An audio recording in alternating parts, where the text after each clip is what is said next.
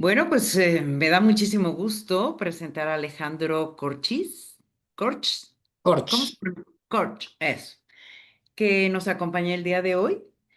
Voy a leer una parte de su currículum, pero bueno, antes que nada agradecerte, Alejandro, por donarnos este tiempo, donar este espacio para las personas que nos estén escuchando y que les sirva como para adelantar su proceso en caso de que así sea, ¿va? Bueno, gracias a ti, pues, Mari Carmen, por la al- oportunidad. gracias. Alejandro es tanatólogo, terapeuta gestáltico, escritor y hombre medicina, formado en las tradiciones nativas americanas. Su camino comenzó marcado por una herida profunda y desde muy joven lo llevó a explorar el misterio de la existencia humana, la muerte y el sentido espiritual de la vida. Durante más de 2 décadas ha acompañado procesos de transformación, duelo y cierre, integrando la psicología contemporánea con una espiritualidad libre y profundamente humana, que respeta la diversidad de creencias y pone al espíritu en el centro del cuidado. Alejandro es uno de los referentes en el trabajo sobre la relación consciente con la muerte, a la que llama Reina de las Transformaciones, y en cómo esta relación puede convertirse en una medicina interior para los profesionales de la salud y de la tanatología. En su recorrido también ha investigado, enseñado sobre el papel de las plantas sagradas y los enteógenos como herramientas de apertura, claridad y fortalecimiento espiritual para quienes sostienen procesos de morir y acompañan el dolor ajeno. Con su sensibilidad narrativa y su experiencia clínica, ha desarrollado una visión integradora del cuidado, una mirada que vincula ciencia, psicología y espiritualidad para responder una pregunta esencial para este congreso. ¿Quién cuida al que cuida? De hecho, ese es el tema que vamos a conversar o en el cual vamos a platicar el día de hoy. Y vamos a ver cuáles son esas claves sobre el cuidado de los tanatólogos y sobre todo los caminos espirituales y humanos que sostienen a quienes acompañan los procesos finales de la vida. ¡Wow! Súper tema. Y en ocasiones medio olvidado, ¿no, Alejandro? Es Mm. yo cuido, pero ¿quién cuida al que cuida?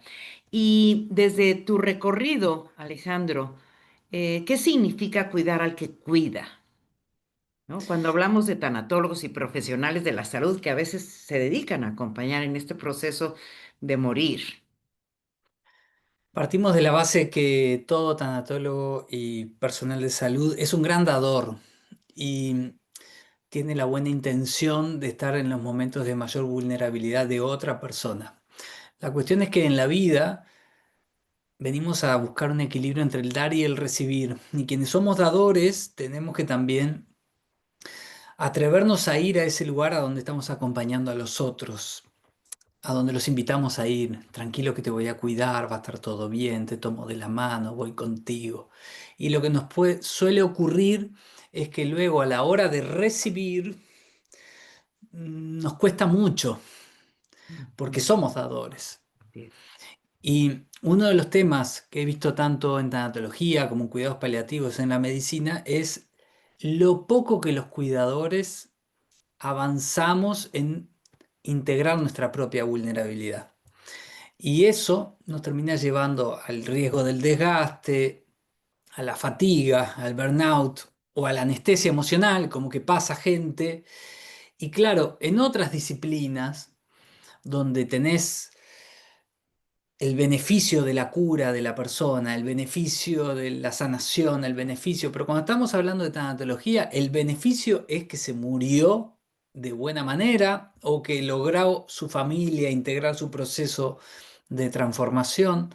Entonces, más tarde, más temprano, nos recuerda que somos humanos y que necesitamos que alguien, por mucho oficio que tengamos y muchos años, nos cubra la espalda porque cada vez que acompañamos a alguien, un pedacito de nosotros está muriendo, nuestra vulnerabilidad está ahí, a flor de piel, y necesitamos poder abrir espacios de amparo para con nosotros mismos.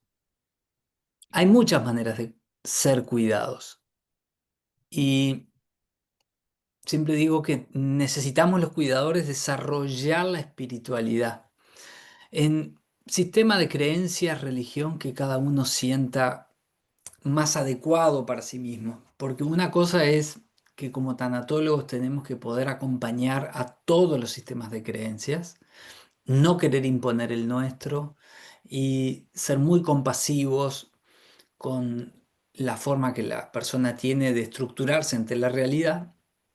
Y otra cosa muy diferente es en nuestro foro interno, en nuestra estructura, entender que necesitamos un sistema de creencias porque es tan desestructurante la reina de las transformaciones, como a mí me gusta llamar a la muerte, que en algún momento vamos a necesitar un amparo, un apapacho, una estructura, ¿sí? Y Sí. ante lo más desestructurante que hay en la experiencia humana, sentir que esa estructura nos puede contener para ser mejores servidores. Wow, qué importante. Y bueno, con todo esto que tú mencionas, ¿por qué consideras tú que es importante, que es fundamental que los equipos de salud, tanatólogos y todos aquellos que se dediquen a acompañar en estos procesos tan difíciles, Ujú. tengan una relación cercana, íntima y madura con la reina de las transformaciones, que es la muerte?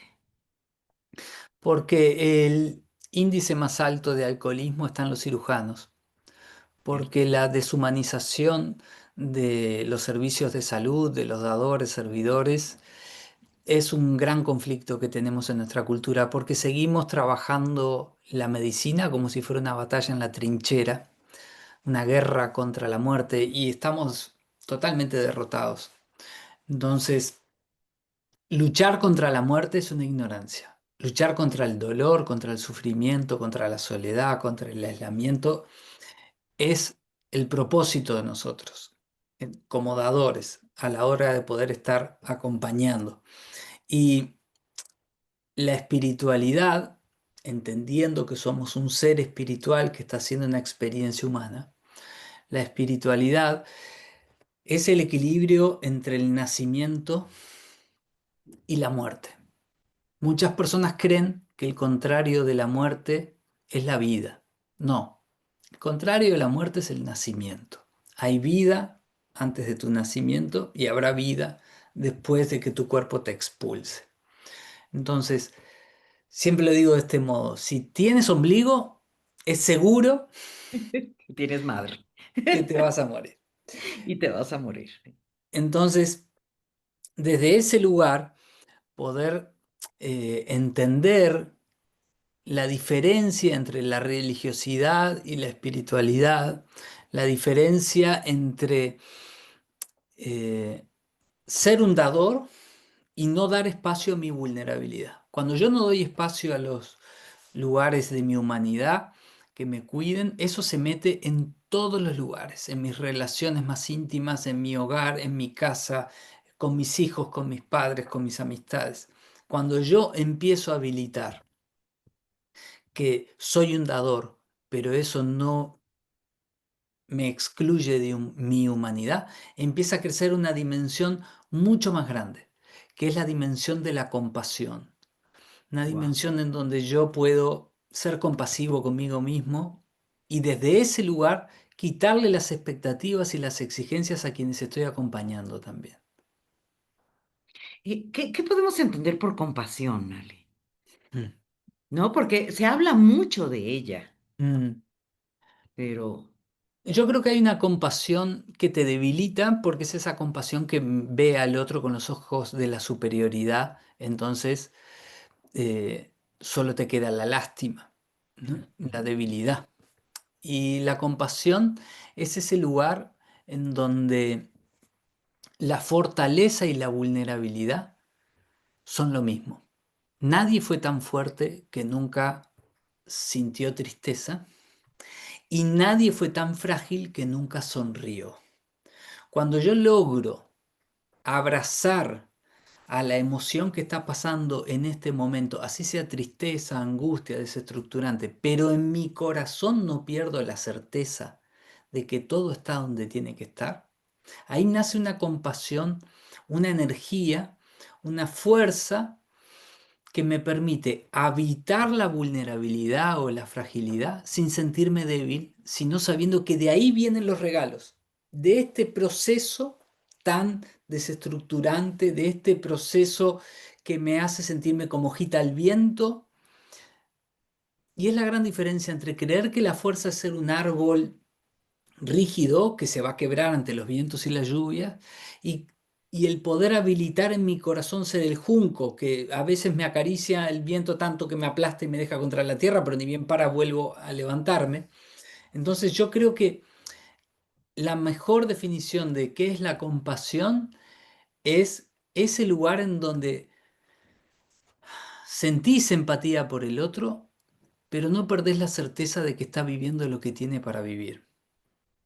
O sea, no se Wow. te ocurre en ningún momento subestimar a esa alma y decirle, pobrecita, pobrecito. O sea, sí puedo sentir empatía, qué duro lo que estás atravesando, sí puedo llorar porque me emociona lo que vos estás viviendo, pero siempre resignificando desde el lugar del acompañante de qué belleza ser testigo de lo que vos estás atravesando. Wow. Qué hermoso y la manera en que lo narras. Y bueno, antes de seguir avanzando, quisiera también, si nos ayudas a marcar la diferencia, hablaste de religiosidad y de espiritualidad. Ujú. Sabemos que la religión forma parte de la espiritualidad, pero si nos pudieras dar un concepto como más claro, porque hay muchas personas se pierden en la espiritualidad, como Mm. qué es, cómo la detecto, me formo en esa parte, ¿no? La espiritualidad es la experiencia humana. Desde el nacer hasta el morir, cada mañana, cada tarde, cada noche, están tus conflictos porque sos un espíritu haciendo una experiencia de dualidad. Eso es espiritualidad. Naciste y en algún momento te vas a morir. Ahora, muchas religiones nacen como un camino espiritual. Un lugar, como decía Pierre Teilhard de Chardin, el sacerdote jesuita, que recordaba esta frase que también dice Deepak Chopra, que somos un ser espiritual haciendo una experiencia humana. No somos un ser humano que de vez en cuando va a una experiencia espiritual. Lo podemos vivir así, pero realmente lo que es nuestra naturaleza es ser un ser espiritual que está teniendo una experiencia humana. ¿Cómo puedo reconocer al espíritu? Bueno, porque eso es lo más difícil. Yo me reconozco con que soy el cuerpo. Entonces es eso que te permite escuchar y no son tus oídos. Eso es tu espíritu, eso eres tú. Eso que te permite ver y no son tus ojos, eso es tu espíritu. Eso es tu verdadera naturaleza, eso eres tú, porque yo conozco muchos cadáveres que tenían ojos hermosos, que funcionaban, pero ya no pueden ver. Claro. Eso que te permite sentir y no es tu corazón, órgano físico, esa es tu verdadera naturaleza y eso eres tú. Eso que te permite pensar, desconfiar, integrar, eso no es tu cerebro, eso eres tú. La espiritualidad en sí misma es la experiencia que estamos haciendo. Ahora, entiendo que el nacimiento de las religiones tenía que ver con brindar un camino estructurado para que las personas recordaran que son un ser espiritual y no un ser humano. Pero de hecho, la palabra religión viene del latín religare, quiere decir justamente volver a unirme con la fuente. O sea que en la naturaleza de la palabra religión describe un camino espiritual, o sea, una serie de experiencias donde yo pueda, recorriendo esas experiencias, recuperar la memoria de quién soy y para qué nací en esta encarnación. Otra cosa es que con el correr de la historia, en nombre de los caminos espirituales y de las religiones, nos hemos separado de que eso sean experiencias y las religiones han servido al poder de turno, han servido a las clases sociales dominantes, han servido a otros intereses que no son que el caminante recupere la memoria y sea quien es. Entonces tenemos que, y eso no vincula a una religión en particular, ¿sí? No estoy hablando de aquella o de aquella otra, sino de poder reconocer que cuando el caminante vive las experiencias con la intención de recuperar la memoria por sí mismo, todos los caminos llevan a Roma. Y Roma y amor son las mismas letras puestas al revés. Así es. Ahora, cuando nosotros estamos en una estructura para sentirnos que pertenecemos, para sentir que de afuera nos van a dar la respuesta. Está bien, es un estado de conciencia, pero en cierto momento vas a aprender por medio de la desilusión. Alguien en ese camino te va a desilusionar. Entonces, como la palabra Dios en general pasó de moda y ahora a Dios se le atribuye el amor, y el amor está más de moda que decir Dios, y es lo mismo, estamos hablando de lo mismo. Claro.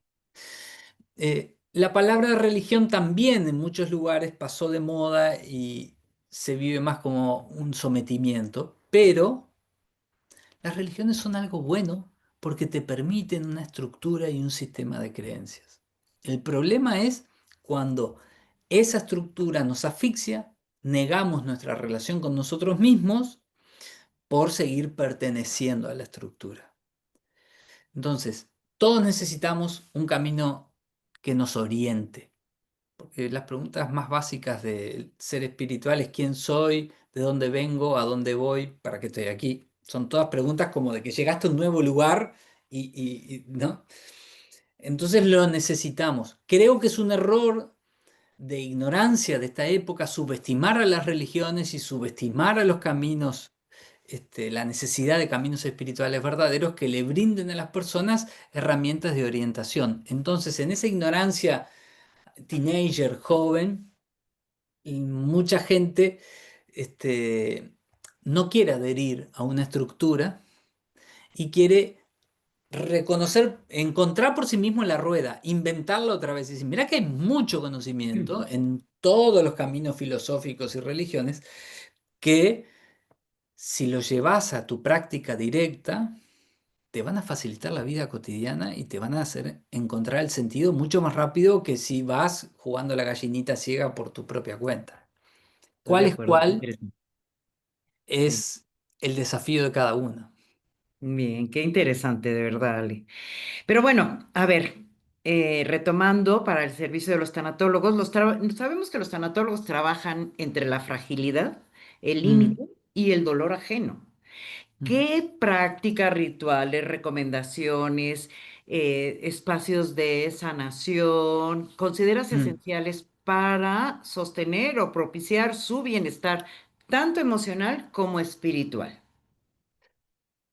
Yo soy un fanático de los ritos de pasaje. Creo que nuestra cultura está vacía de rituales. El ritual nos hace muy bien, así sea un ritual que fabriques tú, ¿sí? No me estoy refiriendo solamente a rituales preestablecidos, que los hay y muy buenos, pero creo que los tanatólogos necesitamos espacios en donde poder sacar de nuestro cuerpo las vivencias emocionales que acompañamos. Porque mm, hoy con todo lo que hay de la psicología psicosomática, con todo lo que se sabe de la memoria que queda instalada en nosotros mismos, sería un error volver otra vez a ese lugar de invulnerabilidad y decir, yo acompaño, pero a mí no me pasa nada. Termino el horario y me voy para mi casa y decir, no pasa, no pasa y menos en este oficio. O sea, más tarde, más temprano, vas a acumular tanto que vas a necesitar poder soltarlo. Entonces, ¿qué es un rito de pasaje o un ritual? Un lugar en donde yo tengo amparo, o sea, que estoy cuidado por alguien, ¿sí? Sea otra persona o sea un dispositivo, una estructura. Tengo tiempo, ¿para qué? Para que se desarrolle y salgan desde adentro de mí esas cosas que si no le doy tiempo no aparecen porque las emociones necesitan tiempo, el pensamiento no, la emoción sí. Y una consigna orientadora que me permita ir a buscar eso. ¿Mm? Entonces, espacios que podrían ser terapias grupales del equipo médico, donde todos podamos traer nuestra vulnerabilidad, espacios que podrían ser eh, más que espacios de meditación y trascendencia, porque eso es justamente busca ir por el otro lado, buscaría espacios de presencia y emocionalidad. O sea, ahí mi ceremonia preferida es el temazcal. ¿Sí? Ok. Como este, la Casa de los Abuelitos Piedra o Casa del Sudor, que está presente en todas las culturas nativas americanas de diferentes maneras, porque me gusta mucho, primero, volver al vientre de la madre tierra y segundo, el amparo para todo mi cuerpo. Que llegue el vapor, que llegue el fuego, que llegue el agua, que llegue el aire, que llegue la ternura de la tierra, la contención. Ese es mi preferido. Ok. Pero entiendo que es importante que cada equipo, pero es mi preferido porque tengo 25 años en las tradiciones nativas americanas y es mi casa. De pronto para otra persona es como, bueno, yo todavía no me siento ahí o está fuera. Por eso digo, buscar espacios en donde puedas liberar a tu cuerpo de las emociones y de ser posible expresarlas con otra persona. Y si somos un equipo y lo podemos hacer juntos, mejor. A veces ese espacio puede ser ir a nadar a un club y de modo consciente mientras estoy nadando, o ir a correr en una cinta, o salir por la naturaleza a correr, pero tiene que ser algo que suba la intensidad de mi cuerpo físico y en ese momento decir, bueno, yo ahora en esta carrera que estoy haciendo, voy a habilitar a que salgan de mi cuerpo esos sentimientos y emociones y que mi cuerpo los libere. Hay Mm. una máxima del taoísmo que es sube la intensidad. Ok, Sí. de hecho, ¿cómo nos podemos dar cuenta de las emociones? Pues a través del cuerpo, ¿no? Entonces, sube la intensidad y vete dando cuenta qué es lo que está sucediendo. Qué interesante, Ale. Y bueno, tú hablas, bueno, en tu currículum, en tu hoja de vida, ¿sí? Mm, Se menciona esto de las plantas sagradas, ¿no? Me ujú, parece súper interesante. Y los enteógenos, ¿así se ujú. dice? Enteógenos. Enteógenos, sí. Enteógenos. En la vida interior de quienes acompañan el morir, ¿no? ¿Qué papel tiene estas sustancias, tanto las plantas como los enteógenos? Enteógenos viene de en, adentro, teos, Dios o divinidad. Antes, la psicología creía que las plantas eran alucinógenas, Mm. o sea que te hacían ver algo que no existía. Con el correr del tiempo, se empezaron a dar cuenta en el relato de los participantes que algunas plantas o sustancias no hacían que las personas vieran elefantes rosados que estaban desconectados de su vida, sino que los llevaban a recordar su evento traumático o la divinidad que estaba dentro de ellos. Y ahí nació esta definición de enteógenos y reconocer la diferencia. Esto en los pueblos nativos americanos tiene miles de años. Yo diría en los pueblos de toda la madre tierra tiene miles de años. Ahora, el mayor enteógeno que existe es el oxígeno.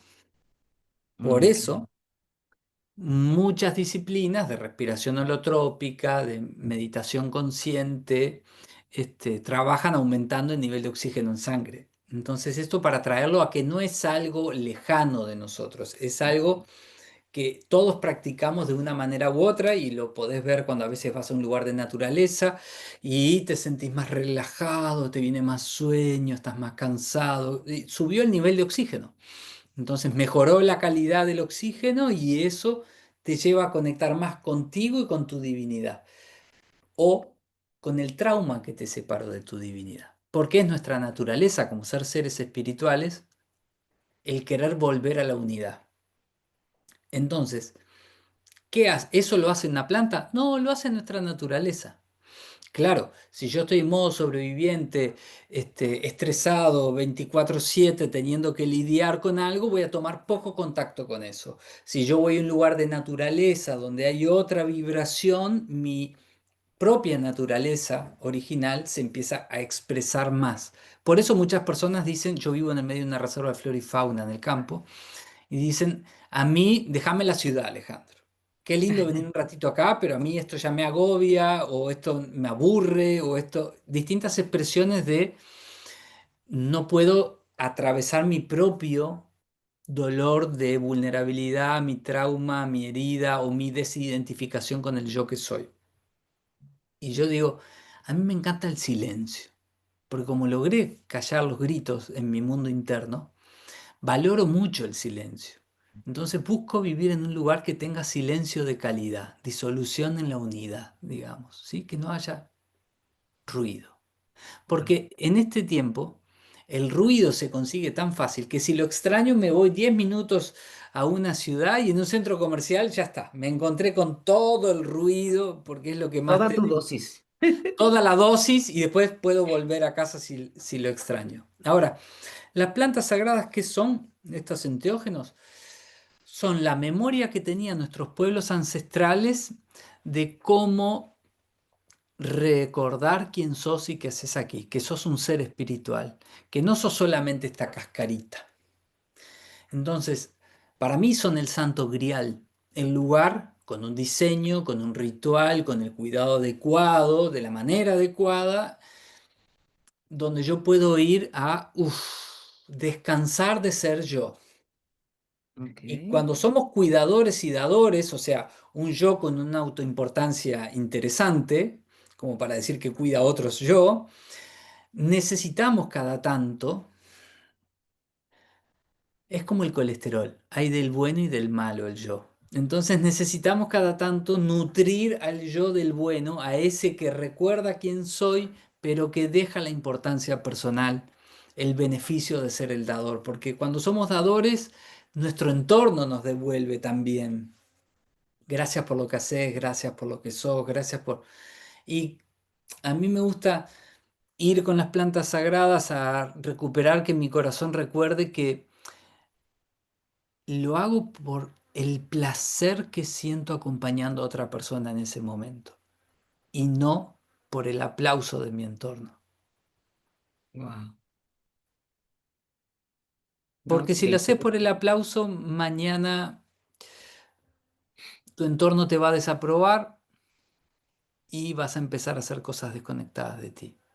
Cuando lo haces por la gratificación interna, bueno, a veces tendrás que atravesar ríos turbulentos de prejuicios o desaprobaciones externas, pero ese impulso te va a seguir guiando desde adentro para que sigas siendo fiel y congruente contigo. Yo siempre lo digo de este modo, si el dulce de leche, que es tan rico, Mm, no le gusta a todo el mundo, ¿quién soy yo para gustarle a todo el mundo? claro. Wow. No, mucha humildad para reconocerlo también. Mm, Bien.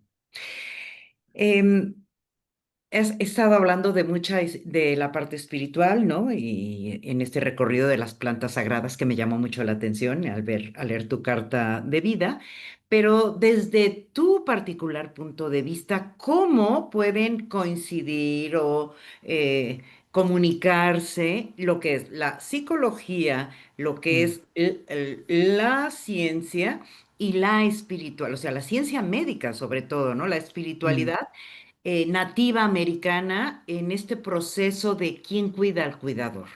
¿Cómo se relacionan? Yo creo que son distintos abordajes de nosotros que necesitamos reconocer que hay mejores maneras para acceder a ciertas partes de nosotros. Por ejemplo, desde la psicología logramos acceder a nuestro hemisferio izquierdo, de nuestra parte más mental, emocional, de hábitos, de estructuras que tenemos que poder aprender a transformar. O sea, nosotros como dadores, qué fácil que es para nosotros dar un abrazo y vemos los beneficios que eso causa en las otras personas, pero qué difícil que es para nosotros recibir un abrazo Ujú, y quedarnos en lugar de fragilidad y de vulnerabilidad. En general, no estoy diciendo que para todo el mundo. Entonces, la psicología nos ayuda a ver nuestros hábitos y nuestras estructuras y ese caminito del día a día, de ir cambiando. La, la tradición nativa americana, para mí la espiritualidad en general, en cualquiera de sus acepciones, nos lleva a la memoria de lo eterno, de lo poco importante que somos nosotros. Y poco importante, pero todos insustituibles y sagrados. Entonces, el poder entrar a esa dimensión de lo sagrado, reconociendo que el tesoro más grande que tenemos como tanatólogos es la confianza de esa persona que de alguna manera u otra, o con su desconfianza, nos está pidiendo que los acompañemos en el momento más desestructurante. Entonces, esa memoria, esa alma que está ahí puesta brindándose para que tú la orientes, necesita algo mucho mejor que consejos. Los consejos son más de la parte psicológica, de los hábitos, de las estructuras, ¿no? Necesita algo que se llama compañía, ¿no? El dar la mano. A mí me gusta decir, yo les doy la mano de este lado para que del otro lado los reciban con la otra manito, ¿no? Los reciban del otro lado. Entonces, el poder entender que eh, somos una unidad, pero nos es más fácil, diferentes abordajes nos van llevando a distintos aspectos de nosotros mismos. Y lograr tener abordajes complementarios, yo hablo de los míos, pero siempre habilitando a la estructura del abordaje que le sea más fácil al tanatólogo para poder sentirse que integró todas sus partes, ¿no? A mí, yo, si estoy acompañando a alguien, probablemente le hago una canción sagrada, ¿sí? Pero si ese alguien nunca jamás probó una planta enteógena, no se me ocurriría en su lecho de muerte dárselo a probar. Porque morimos como vivimos, vivimos como morimos, y sería un error querer imponerle algo que para mí es una herramienta, habilidad ya muy integrada a alguien en el momento de su pasaje. Sería un error de tanatólogo novato, ¿no? Una cosa es, Claro. las plantas enteógenas tienen mucho para darnos a la tanatología y poder traerlo para sentirnos cuidados, para entrar en otras dimensiones, porque la humanidad está saliendo de esos tabúes, comprendiendo que no son drogas, que son seres sagrados, que la única diferencia, como decía Paracelso, es una dosis entre un veneno y una medicina, y que tienen la psilocibina o el DMT con la ayahuasca o el MMDA, tienen unos números brillantes en los papers y en los laboratorios, mucho mejores que la mayoría de los antidepresivos que tenemos hoy en nuestra cultura, y que sería una tontería no empezar a explorar eso, pero yo siempre lo traigo con, no nos olvidemos que son seres sagrados vivos, necesitamos un ritual, necesitamos honrar a los ancestros, no son solo sustancias químicas, así quedamos nosotros desconectados de nosotros mismos por compartimentarnos en estructuras. Y los pueblos nativos nos traen esto de la madre tierra es el templo. No tiene nada de malo que ingreses a un lugar físico, pero recuerda siempre que tu cuerpo es el primer templo de todos y la madre tierra vivís en un templo. Sí. De hecho, Alejandro, hay una planta sagrada que se está mal usando mucho para manejar duelos complicados, ¿no? No recuerdo Ujú. ahorita su nombre, pero creo que estaba dando buenos resultados, ¿no? Hay muchas. La ayahuasca es conocida también en los pueblos nativos americanos como la liana de la muerte y ayuda mucho en procesos de duelo patológico. Exacto. Pero depende el momento, porque yo siempre pongo esta metáfora. Así como cuando te vas a hacer una operación quirúrgica, no alcanza con que el paciente quiera, ¿no? Vamos a necesitar un quirófano, anestesistas, vamos a necesitar al cirujano, vas a necesitar el instrumental, vas a necesitar que el mismo paciente esté en un buen día, porque con fiebre no te van a no te van a operar. Se necesita también, con estos seres sagrados que son grandes cirujanos del alma, un equipo interdisciplinario, un código ético, una persona con idoneidad Qué y una bueno que lo mencionas. evaluación del participante y del momento del participante. Porque si hay alguien que, por ejemplo, acaba de tener un duelo reciente, fallecimiento de un hijo o de una madre, y quiere al mes venir, decís, no, no, estás en estado de shock. Vendrías aquí a, a buscarlo y a verlo, y eso interrumpiría tu proceso de duelo y te pondría en una fantasía que te haría daño. No es tu momento. Ahora precisas abrazo, apapache, no es momento para hacer ese proceso. O sea, tomarlo con la profundidad que lo tenían nuestros ancestros son una gran oportunidad, pero nada, absolutamente nada es la panacea. Qué bueno que lo mencionas y qué bueno que hablas de esta parte profesional. O sea, para trabajar con estas plantas sagradas, tiene que ser un experto, una persona que esté formada para ver dosis, para ver el momento de quién sí y quién no es candidato de este tipo de herramientas, ¿no? Sí. O de Sí, terapia. porque después si no llegan las fantasías, llegan los abusos, las faltas éticas, la ignorancia o los daños irreversibles, poder integrar la sabiduría de la psicología convencional Así es. para poder evaluar si alguien necesita una experiencia desestructurante, que es lo que son las plantas enteógenas. Decir, bueno, pero para eso tenemos que poder evaluar su estructura psicológica. Eso, Si es un neurótico, como la mayoría de nuestras sociedades, le va a venir muy bien. Pero si tiene otro tipo de estructura psicológica, un así es. desestructurante no le va a venir bien porque no logró generar una estructura. Entonces necesitaría otro dispositivo, una terapia individual, necesitaría un complemento, este, de pronto psiquiátrico, algún tipo de medicación, ver cuáles son las situaciones, porque también cuando hablamos de desequilibrios, muchas personas creen que los desequilibrios son emocionales y hay muchos desequilibrios mentales que son biológicos, orgánicos, y Claro. que no darle lugar a que la persona tiene una deficiencia de litio o tiene una deficiencia de otro tipo de mineral y que eso después se expresa con un montón de trastornos emocionales, pero que en realidad la fuente básica es química, orgánica. Este, por eso amo que la suma de las verdades es el nosotros. Y cuanto menos nos sintamos amenazados por las diferentes idoneidades y más podamos tender diálogos interdisciplinarios de los diferentes yo recorridos para sumarnos, ahí surge lo más lindo de la humanidad, ¿no? El vínculo, la suma de perspectivas, el aprendizaje.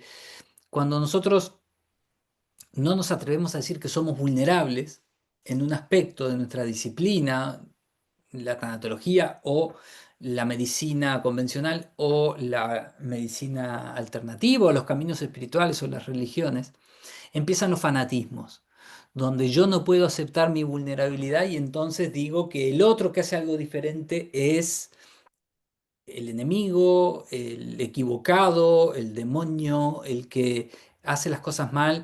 Dios está en mi trinchera y del otro lado no son seres humanos. Así es. Sí, pero sí, para quien nos esté escuchando, por favor, con mucho cuidado, ¿no? Con mucho cuidado y que tiene que ser un experto, como en este caso es Alejandro. Perfecto. A ver, Ale, ¿cómo cambia la práctica profesional cuando la muerte deja de ser solo un evento biológico y pasa a ser este proceso espiritual de transformación? ¿Qué se modifica? ¿Qué cambia? Yo creo que hay una palabrita que pasó entre esas otras palabras pasadas de moda como es Dios. El sufrimiento es una palabra muy odiada en esta época, Mm. donde se ve el sufrimiento como algo sin sentido. Y al no hablar de él y no poder reconocerle el propósito, hace algo peor, sufrir sin sentido. Ese es el infierno. Eso. Creer que lo que está pasando no tiene nada que ver conmigo o con el caminante o con el entorno que estamos viviendo. Entonces, como le quitamos el sentido a la fragilidad, a la vulnerabilidad, nos- y lo negamos y lo vivimos como en una batalla, nos pasa algo peor. Sufrimos todos separados. Sufre el moribundo, sufre la familia y no habla de eso, sufre el equipo médico y hasta sufre la institución que no sabe cómo contener todo lo que está ocurriendo. Y todo parece un sinsentido, casi un genocidio, ¿no? Estamos en algo acá que no sabemos por qué y nosotros pasamos a ser como tanatólogos los que ponemos curitas, parches, vendas a esto que está ocurriendo que no tiene.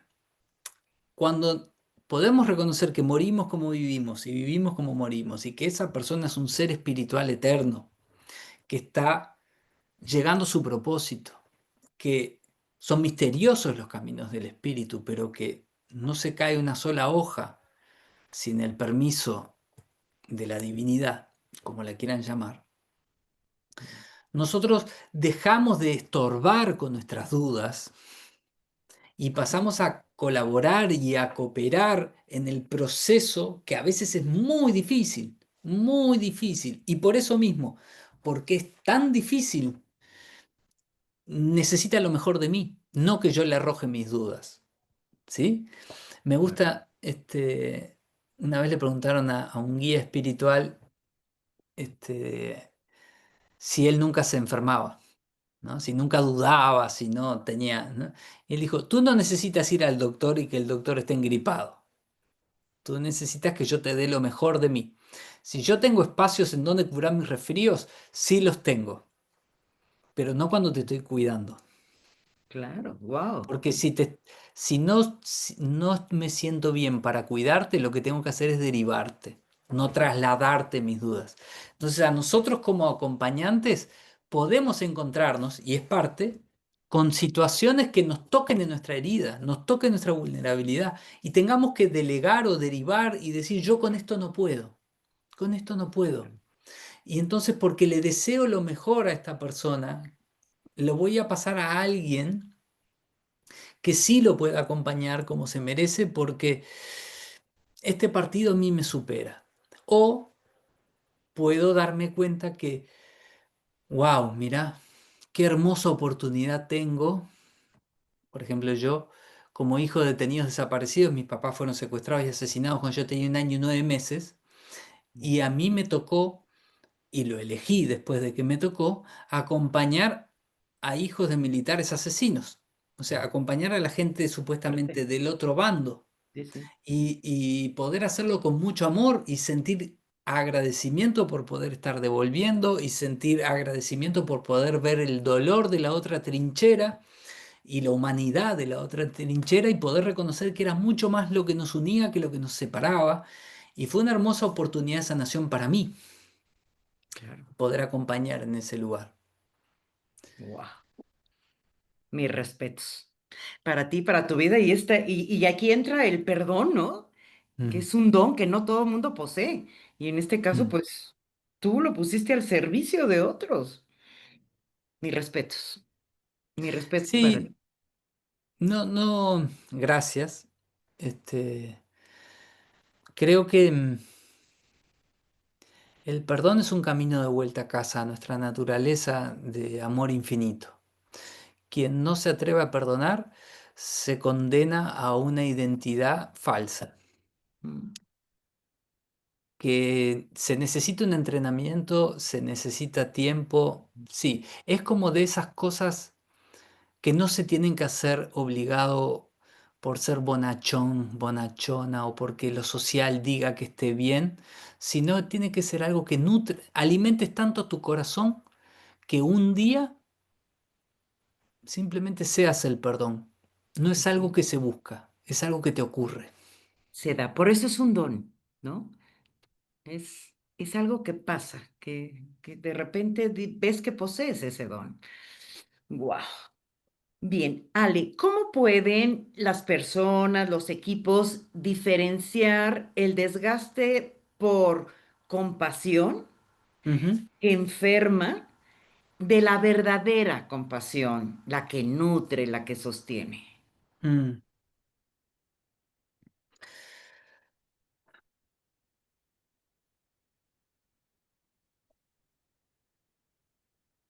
Yo creo que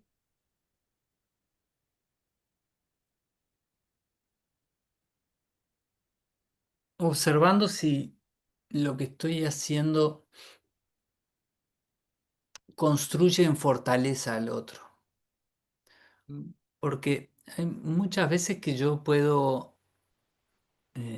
sentir que veo una situación y es mejor que no llorar porque la persona se va. a caer en un pozo de angustia y no sería, porque yo siento que como dador, si lloro me quiebro y si quiebro caigo de mi rol y no lo voy a poder sostener y entonces está bien. Y hay otras veces que yo puedo tomar contacto con mi emoción, llorar y mostrar que me toca mi fibra humana y vulnerabilidad y eso no me corre de mi lugar de ser el que está cuidando. ¿Mm? Ok. Y puedo mostrarle al otro, este, qué difícil es lo que estás viviendo y qué honor para mí ser testigo de tu búsqueda de la congruencia, ¿no? O sea, gracias por dejarme ser testigo de esto. No puedo imaginarme lo que sería, y me ha tocado muchas veces, este, que falleciera uno de mis hijos. Me han tocado cosas muy dolorosas, esa no me ha tocado. Nos cuesta tanto en nuestra cultura que, por ejemplo, no tenemos una palabra que describa para alguien que falleció su hijo o para alguien que falleció su hermano. No hay palabras. Viuda, sí, pero huérfano, sí, pero para alguien no tenemos. Nos cuesta tanto, tenemos tanto para hablar todavía, tenemos tanto para... Pero también he visto mucha gente. Hoy, por ejemplo, una amiga me mandaba, había hecho el ritual, su hijo se suicidó con 30 y algo de años, esto pasó hace unos 8 años, y yo le había recomendado que hiciera un ritual de plantar un árbol por su hijo y que le fuera a hablar ahí, que estuviera ahí, uno de sus 4 hijos. Hoy me mandó, en el día de su cumpleaños, el árbol florecido, todas las flores abrieron hoy. Wow. Y era el día de cumpleaños de él. Y ella mandándome el video, gracias, gracias, mi hijo se expresa a través de estas flores. En este día para mí es tan increíble poder ver que él está floreciendo y que él hizo el proceso que tenía que hacer y ahora sigue en su proceso y yo puedo dedicarme al mío y a disfrutar de la vida y de mis otros hijos y no quedarme trabada en solo el final de cómo fue su interrupción de la vida. Entonces también me ha tocado en momentos decir, hay felicidad y alegría después del fallecimiento de un hijo. Se puede vivir pleno y congruente. Claro que nadie es la misma persona. Puede ser una persona mejor en lo que se transforme esa persona después de esa experiencia. Depende de lo que hagas. Y decirlo con mucho temor en una presentación de un libro ante mucha gente, decir que no sientan que le falto el respeto, ¿no? Y pedir disculpas. Miren que no le quiero faltar el respeto a nadie. Miren que si te quedaste estancado en el dolor por una pérdida muy grande, te entiendo.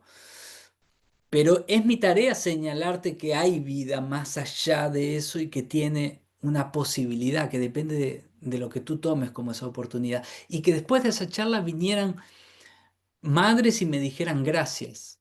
Mi hijo falleció hace 3 años y me encuentro en mi entorno teniendo que esconder mi risa y mi alegría. Todo mi entorno ya me da por muerta, me da porque no puedo volver a sonreír, no puedo volver a recuperar la vida, no puedo recuperar la alegría y el sentido. Y que lo dijeras me hizo darme cuenta que sí, claro, depende de lo que yo haya hecho con esta pérdida. Entonces yo tengo una frase que es: hagamos que nuestros muertos se sientan orgullosos después de su partida, de lo que nosotros hicimos después de su partida. Wow. Sí, es como, no puede ser en vano, ¿no? La pérdida, la muerte. Wow.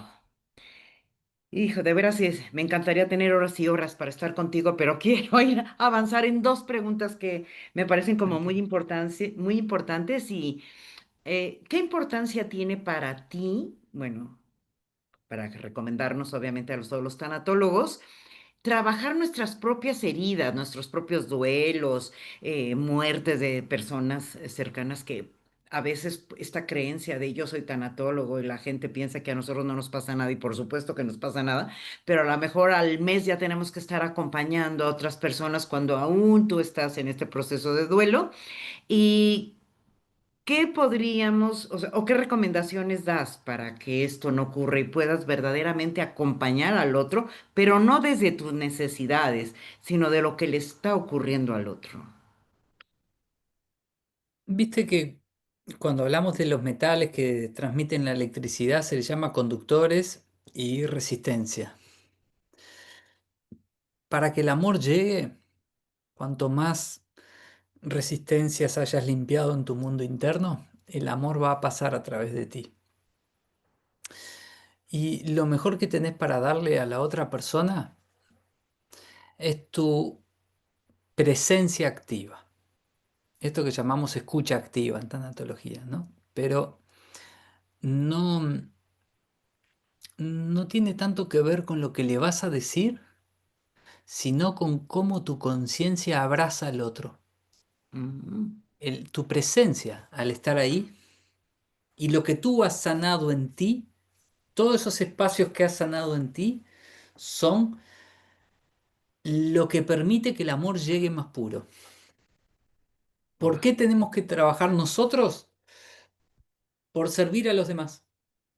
Claro que tenemos un gran beneficio, el de ser dadores, y es el beneficio de, yo siempre digo, cada vez que yo despido o acompaño a alguien, un pedacito de mí se va, un pedacito de dolor se va también, y me purifico y puedo disfrutar de tener un corazón más liviano. Entonces, cuando nosotros estamos acompañando a los demás, nuestro compromiso de sanación con nosotros mismos es para que con menos palabras podamos permitir que el amor llegue más puro. wow, qué hermoso, qué hermoso. Pero,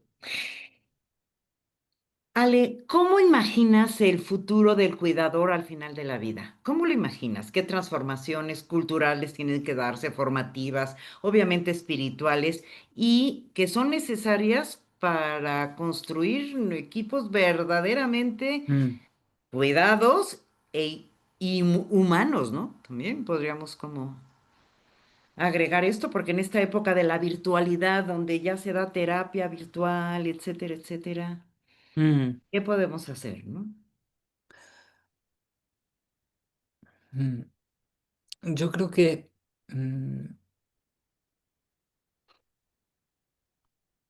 la vida es la escuela del cambio. Cuando sabes algunas respuestas, te cambian las preguntas. Entonces vamos encontrando respuestas y ahí viene otra pregunta diferente. Maldición, bendición, quién sabe. Entonces la tecnología hoy, por ejemplo, nos permite, tengo un amigo que vive en Nueva York y a mí me permite hoy sentirlo 5 minutos antes de que me suene el WhatsApp. Guau. Y antes no lo podía confirmar tan claro, ¿no? Y hoy es, ah, Maxi, mi amigo, está pensando en mí. 5 minutos, entra la llamada, entra el mensaje, lo puedo. ¿Es mejor, es peor? Bueno, es lo que es. Antes, 200 años antes, no podíamos No, para reconocer que nada. alguien a 10.000 kilómetros estaba pensando en nosotros. O sea, nos va ayudando a poder ir uniendo el hemisferio izquierdo y el derecho, la intuición y el pensamiento. Dicen que es el camino más difícil de unir, el que va de acá a acá, y que el obstáculo más difícil es que tenemos la boca en el medio y decimos muchas cosas. Tendríamos que callar más, Tenemos que observar más y escucharme más también. Exactamente. Creo que vamos a ir construyendo cada vez sistemas más habilitantes. Habilitantes de amor, habilitantes de herramientas, de prácticas, de que podamos aprender a dar las malas noticias, aprender a contener a los equipos médicos, a contener a la familia, a hacerlo con más alegría. Acabo de venir por segundo año consecutivo de llevar un grupo a Día de Muertos en A México México. y, y claro, entrar a los cementerios más tradicionales, encontrarnos en el estado de Michoacán con Tzintzuntzán o con Morelia, en donde la gente realmente prepara de modo tan bello, viendo a los niños, viendo que le están cantando al ser amado con mucho dolor, pero con mucha alegría también a la vez. Yo llevando uruguayos occidentales que no tienen contacto con la tradición nativa mexicana, y era tan bello. Entraban y en esa belleza, donde las familias nos decían, vengan que le quiero bienvenido, entrar a un cementerio que te digan bienvenido, que el cementerio esté florecido, que los niños estén jugando mientras los papás van acomodando, que se esté cantando y que las personas te inviten a sentarte a contarte la historia de la abuela o la suegra o el hijo. Era tan lleno de humanidad que las personas que venían con duelos se quebraban a llorar y yo andaba haciendo abrazos por todos lados. Y era que, claro, era tanto amor y tanta humanidad que no quedaba lugar para la soledad, el dolor y el sufrimiento. El duelo salía afuera, así, ¡buah! Salía solo, ¿no? Inmersos en un espacio que te llevaba, un sistema que te llevaba, un dispositivo, si lo queremos decir en modo científico, que te llevaba a abrazar a la vida y a reconocer que no se trataba solo del dolor que estabas sintiendo, sino de lo que estabas haciendo. Y al ver a alguien estar haciendo algo tan bello, con tanto abrazo a la impermanencia, con tanto reconocimiento de que somos un ser espiritual, de un modo tan terrenal como ponerle florcitas, el agua, la velita, la foto, cantarle. O, por ejemplo, nos encontramos con una familia que eran todos músicos y, y tocaban los instrumentos, pero nadie cantaba. Es que la que cantaba era la que había fallecido. Entonces ese año, como era el primer año, habían decidido que le iban a tocar para que cantara ella del otro lado, pero no le querían quitar su lugar, ¿no? Querían darle el lugar y al año siguiente le iban a empezar a cantar y nos iban contando esas cosas. Entonces, la relación viva con la muerte es reconocernos que estamos siempre duelando y los seres humanos somos mejores personas cuando tomamos contacto con el duelo. Somos mejores personas, saca lo mejor de nosotros si no perdemos la certeza, ¿no? De que Claro. está pasando lo que necesitamos que ocurra. Y creo que vamos a ir encontrando cada vez tomar de cada cultura lo que nos hace bien y dejar lo que en realidad vamos construyendo que nos causa mucho daño, ¿no? Porque las tradiciones nativas americanas no celebran la muerte, celebran el nacimiento del alma. Claro. De Y eso, eso es importante, ¿no? Porque a veces confundimos, claro, ¿cierto? claro. Entonces, ¿por qué es ese festejo? Es porque queremos que el alma vaya. ¿Por qué comemos? Para que esté tranquila y vea que estamos en abundancia, para nosotros quedarnos mirando a la vida y no hacia la muerte. El duelo en nuestra cultura occidental es muy bueno para quien está duelando, porque yo en la repetición digo, está el cuerpo ahí, lo veo, digo, si murió, me saludan, si murió, me ayuda, pero me deja mirando hacia la muerte.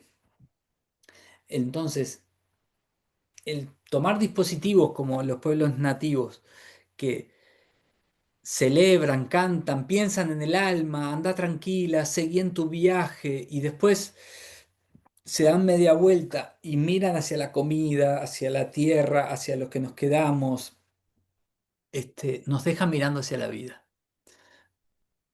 Poder ir tomando de distintos lugares, porque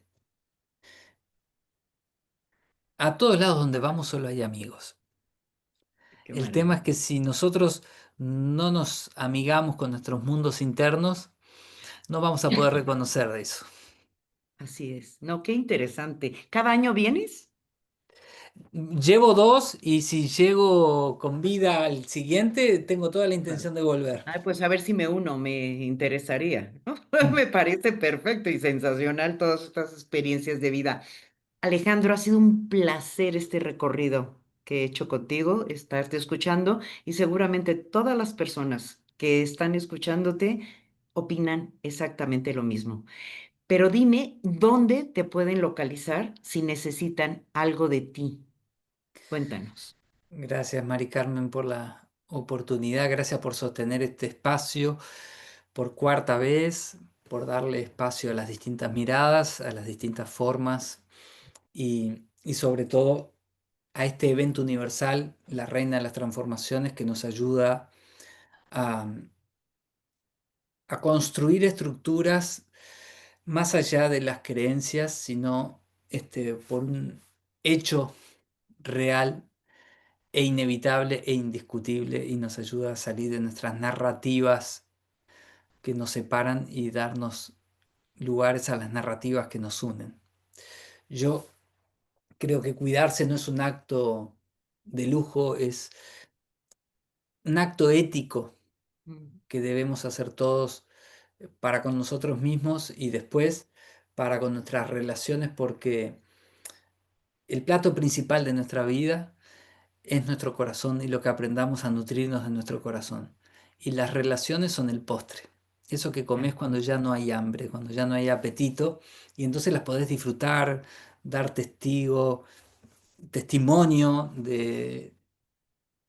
de lo que el otro fue conquistando y lo lindo de tener personas que te acompañen también desde ese lugar de paridad y de estar orgullosos de lo que cada uno va creciendo.